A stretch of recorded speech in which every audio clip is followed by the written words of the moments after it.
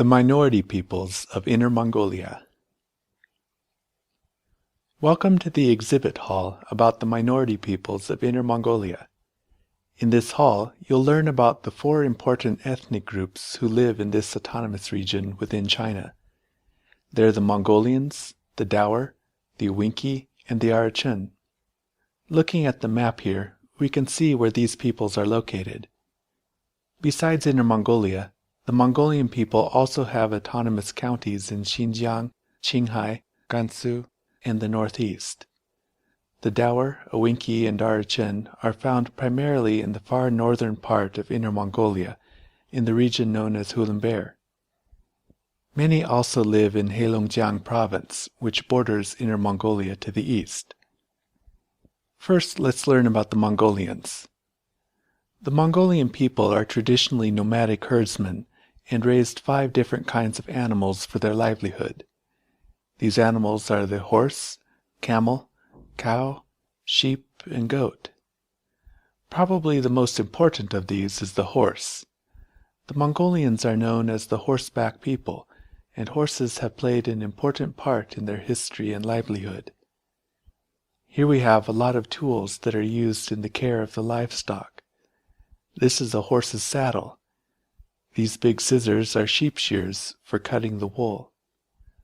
The wool can then be used to make felt to cover the Mongolian tents. The comb is used for collecting goat hair. Goat hair is where cashmere comes from. Inner Mongolian cashmere is made into clothing and exported all around the world. The Ordos region of Inner Mongolia is especially famous for its cashmere. Do you see the big felt bag hanging on the wall? This bag is used to carry newborn lambs. In the late winter and early spring every year when the baby lambs are born, it's still very cold here in Inner Mongolia. If the herdsman doesn't go out to get them, the lambs could freeze to death. A bag like this can carry 3 or 4 lambs. This saddle is used for a camel.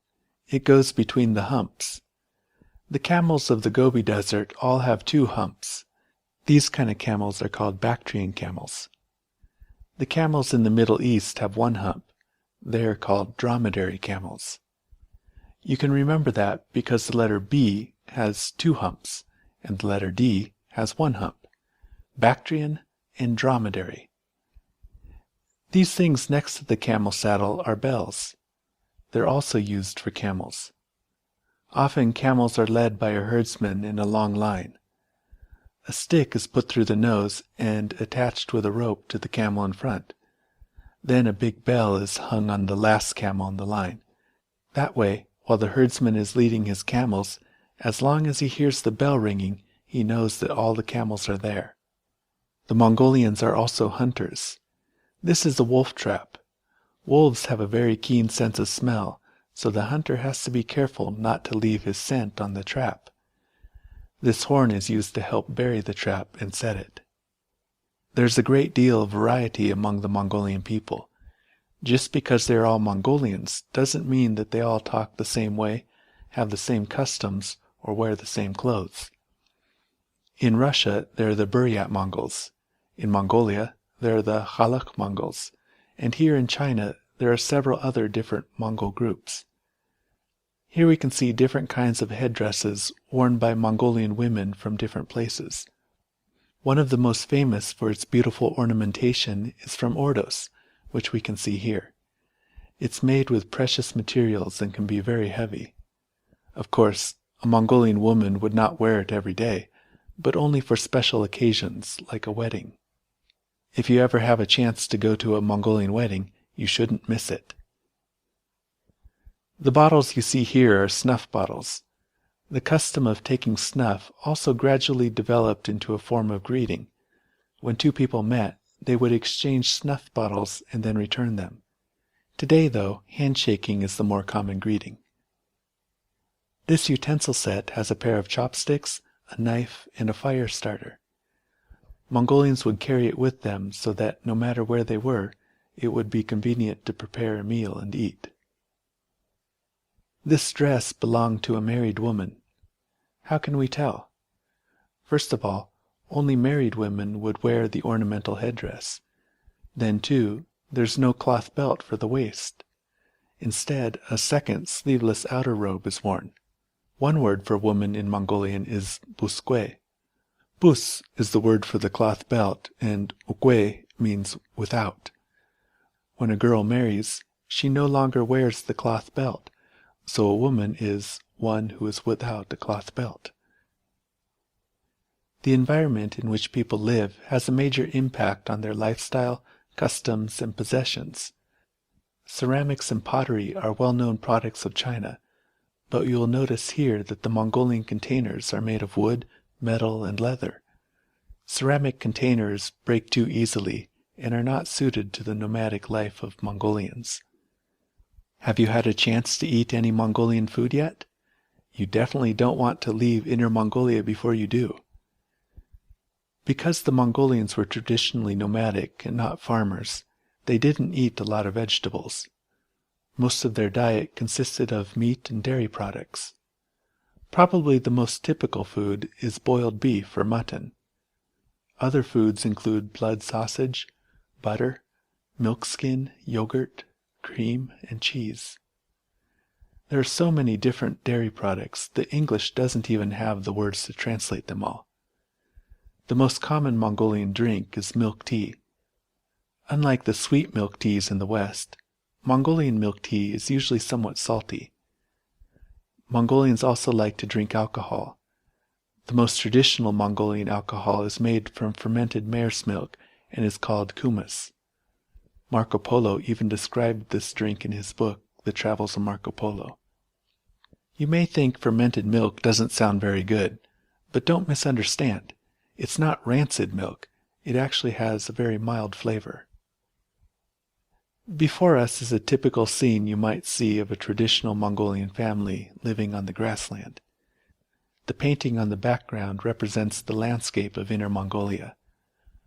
Overall, it can be characterized as having desert in the west, grassland in the central areas, and forests and mountains in the east. Here in front of us we have a Mongolian tent called a yurt. In some modern English publications it is also called a ger. This word comes directly from the Mongolian word for house, which is gur. The yurt is specially designed to be moved easily. This is due to the fact that as nomads, they have to move several times a year to find grass for their livestock to eat. A few people can put up or take down a yurt in less than an hour. The frame of the yurt is made of wood. No nails are used. Instead, leather strips and rope are used to hold everything together. The walls are made from lattice-like sections that can expand and contract. Each section is tied together and attached to a door frame to form the circumference of the yurt. A small yurt might have 4 of these wall sections. Bigger yurts use 6, 8, or even more wall sections. To make the roof, a round skylight frame is held up in the middle. Then, wooden beams are placed into the notches that are in the skylight. The other end of the beams hook to the top of the wall. Everything is covered with felt, which is made from wool. When taken down, the yurt can all be loaded very compactly into a cart like this, and conveniently moved across the grassland. There are many customs associated with yurts. For example, the door usually faces south or southeast. Men usually sit on the west side, and women sit on the east side. Older people sit at the back of the yurt, and younger people sit closer to the door. An essential piece of furniture is the fireplace in the middle of the yurt. You might wonder what people use to make a fire.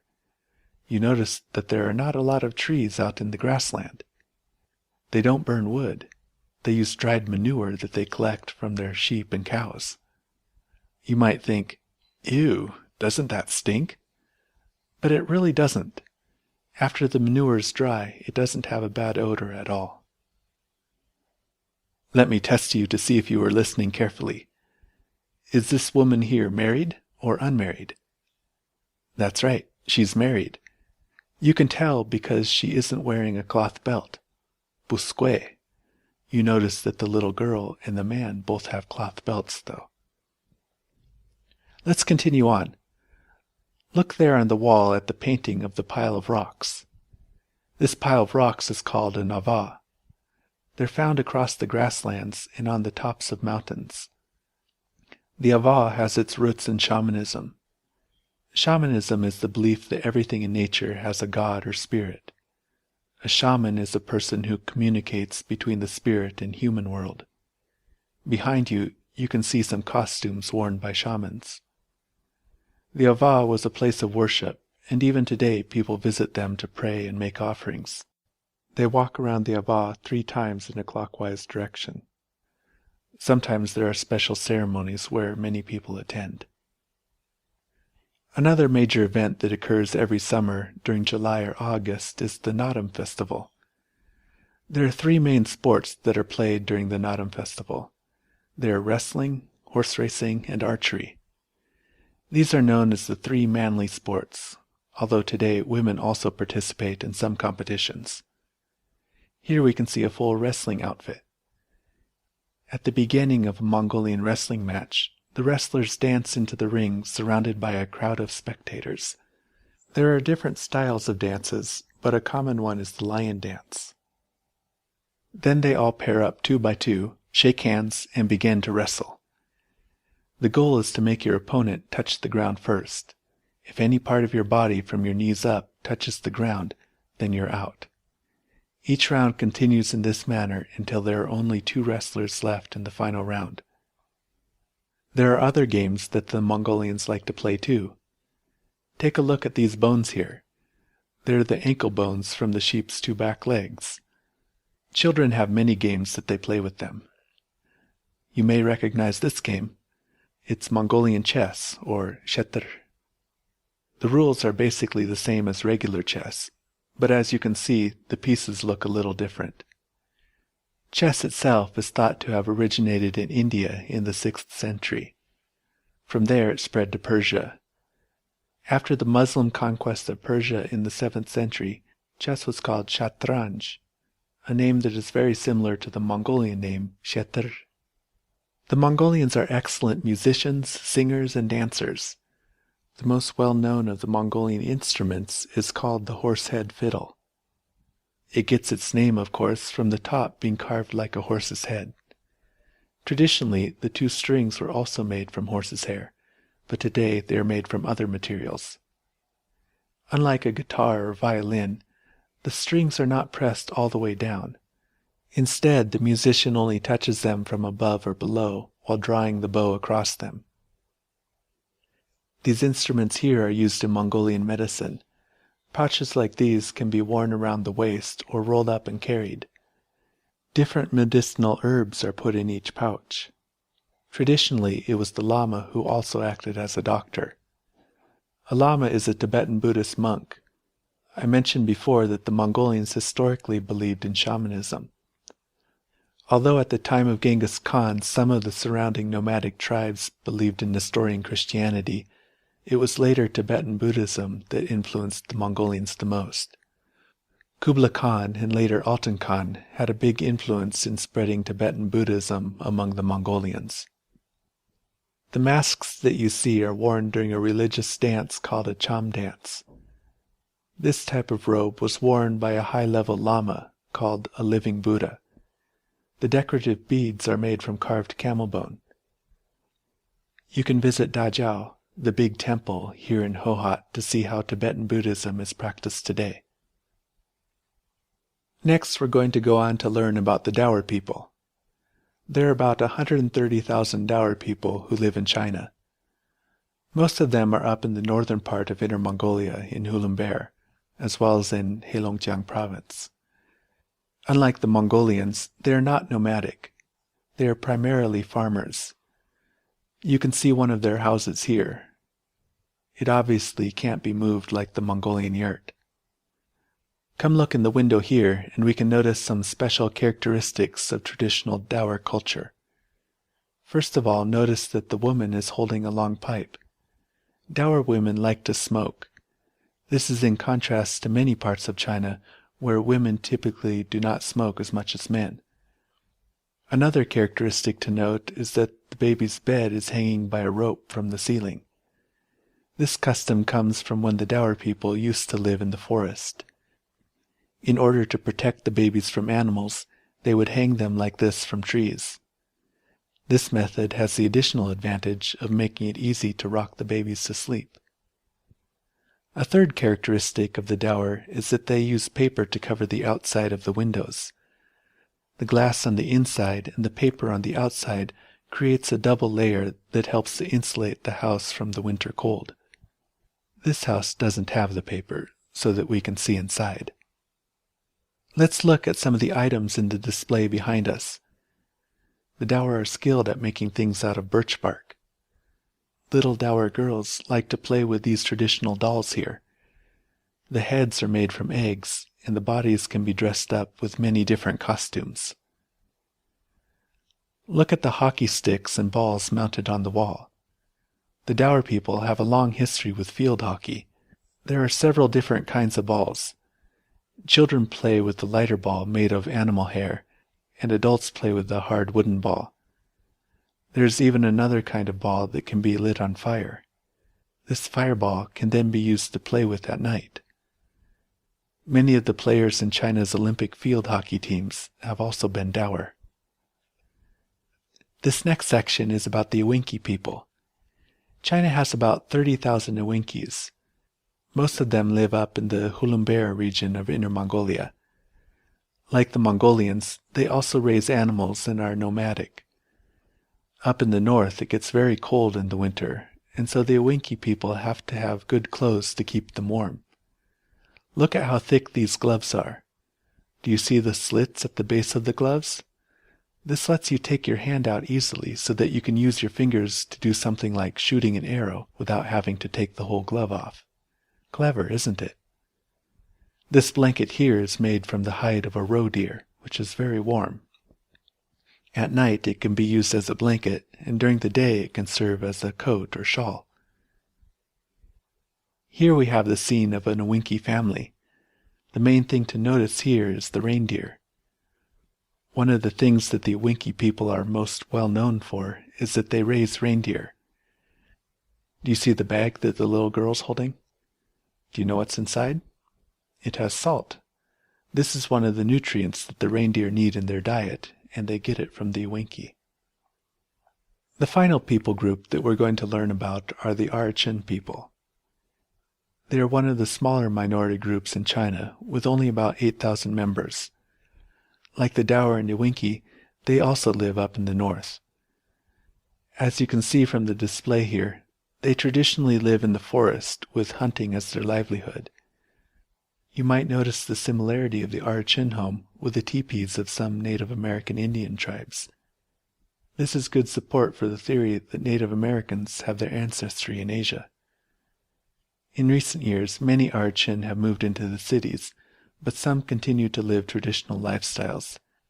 However, in order to protect the wild animals, hunting is no longer allowed. In this display case, you'll notice how items reflect the Arichin lifestyle of hunting and gathering. A gun, a bow and arrow, a knife, and a fish hook and spear. Even their clothes are made from the skins of animals. When the Arichin go hunting, they wear the clothes with the fur side out. They also wear these fur hats. This makes for very good camouflage. The camouflage is so good, in fact, that they have to be careful not to shoot another hunter. In order to protect against that, one of the horns or ears of the hat is cut short. So if you're hunting and you see an animal with one short horn, don't shoot. He may be your friend. This game here is called Deer and Dogs, and is a traditional game of the Arichin.